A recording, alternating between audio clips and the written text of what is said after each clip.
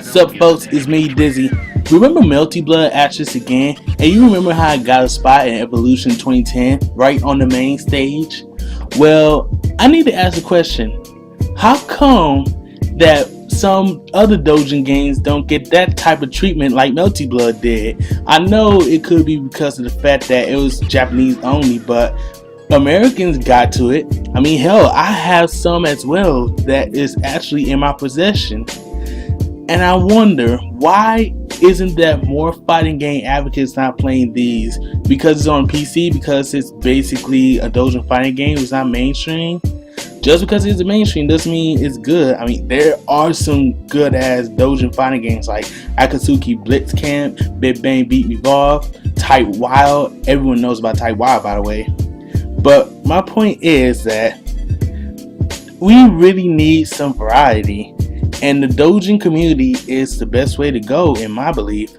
And to prove it, I have 4 Doujin games in my possession that I think needs to be well more received. Starting with Akatsuki Blitz Camp. Akatsuki Blitz Camp is the first Doujin fighter we are looking at today. The gameplay shows a simple yet mechanical style that both casual and hardcore gang fighters can come up and just play. Yes, it has a simple light, medium, and heavy attack, but that doesn't matter since Marvel vs. Capcom 3 and a lot of other fighting games have that, especially Melty Blood, and they all been on the big Evo main stage. The reason why I think this game deserves more hype is because the fact how the game plays. Sure, it might not be all for casuals, it might be just for the hardcore fighting gamers at that, but I'm telling you, this game is pretty damn good. In fact, it was so damn good, it was an arcade port in 2008 for the Sega Naomi. In 2009, it was really close for being one of the main games on the Evo stage. To me, that's quite an accomplishment for a Doujin game.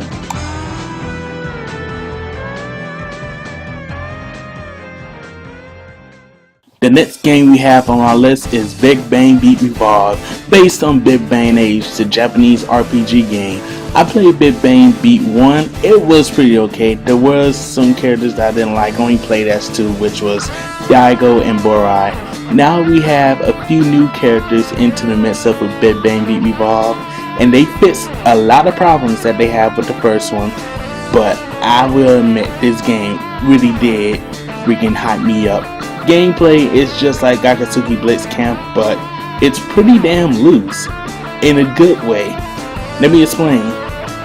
It's basically had chain combos. It don't have launchers or anything like that. Think of it as Melty Blood, but with a lot of mechanical systems put into it, like gems. Well, not really gems, more like, dark tiny crystals that power you up.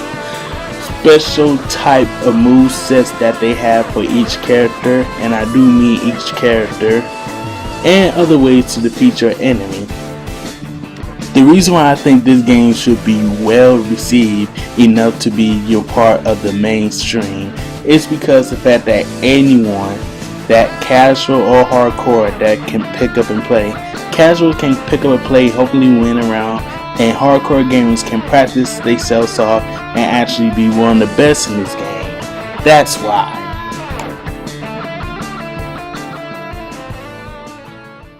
This last Doujin fighter that I have may surprise you, but once I explain everything, you'll see why. Type Wild. You should know the reason why. This game feels exactly like a King of Fighters / Street Fighter game. And I should know this because Lucario is in fact a Shoto. The gameplay, it's just basically a Street Fighter game but with Pokemon characters in it. But they do have some good systems, like before a round you can choose to either get an assist Pokemon or to bring up your power points. The power points is just like the power bars you play in any fighting game, but there's a difference to them. The low attack takes away 1 point and the high attack takes away 2. Now when I say low attack and high attack, I mean like low punch, low kick, and high punch, high kick. Simple as that. The game has a basic 4-button system that it really isn't just a pick up and play. It takes time to actually master it. But real talk, it is worth it. The time to take advantage of this game is actually worth it. Right now it's in a beta of 5.3, and I heard that it was going to be offline for a while, but it'll come back again. Remember that one time that it went to 4.3 and it just suddenly stopped, and now we suddenly have a 5.3? 9 out of 10 is going to be like that until we get the full completed version. All we need is time, and when it's time, I'll be right there. I must say, this video was shorter than I thought, but hey, if you have any questions, comments, and concerns, please feel free to leave a comment. This is DizzyTheConquer, and I'll talk to you guys later.